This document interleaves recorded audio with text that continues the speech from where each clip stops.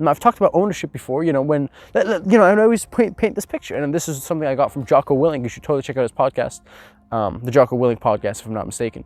And he said this. He said, well, let's say you and a friend are meeting at 5, right? And you show up late. Whose fault is that? Is that traffic's fault? Oh, there was traffic?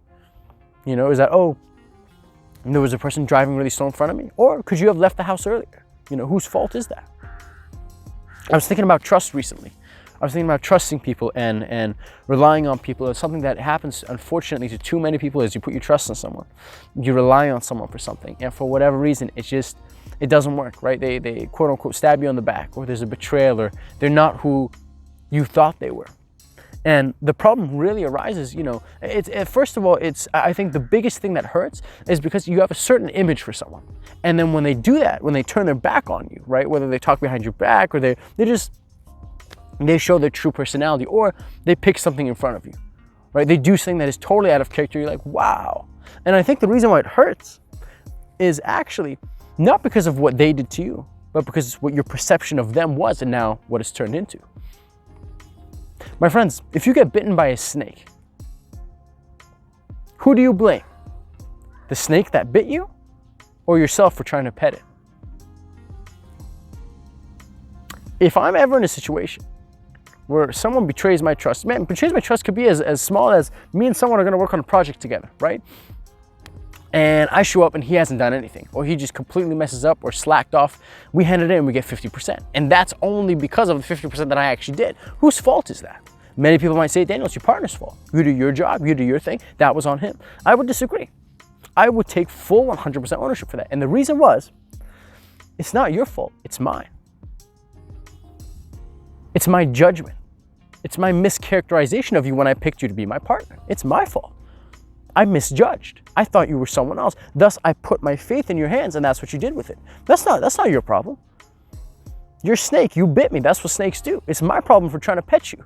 It's my problem for thinking that you were a cat or a dog. Do you see what I mean?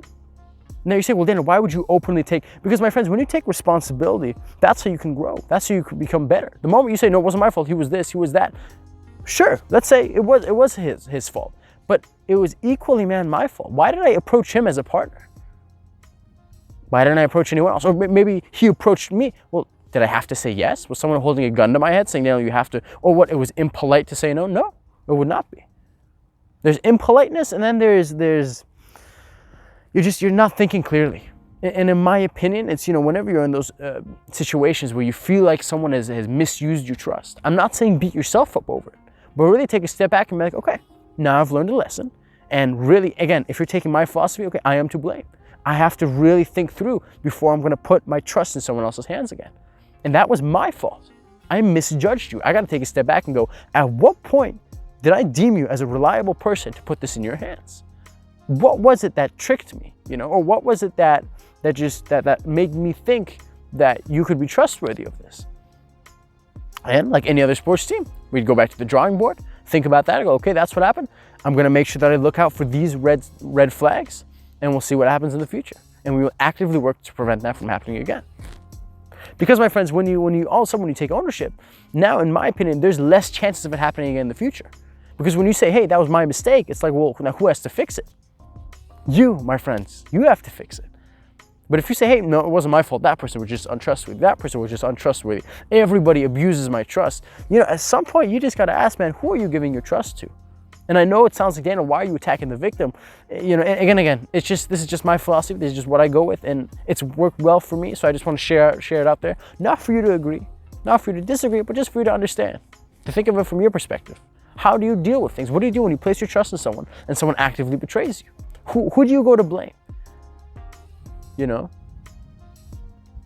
And I think, when you begin taking responsibility for your life, now reasonable responsibility, right? I'm not saying, something, COVID-19 broke out and you're taking responsibility, like not like that, right? But, or like all those like weird responsibilities where it's like, oh, it should have been me, so-and-so passed away. It can get dangerous too when you start taking responsibility to an irrational amount. So it really is just moderation. But I think I myself am tilted a little bit more to taking ownership. Why? Because I'm more in control, and thus I can learn and grow some more.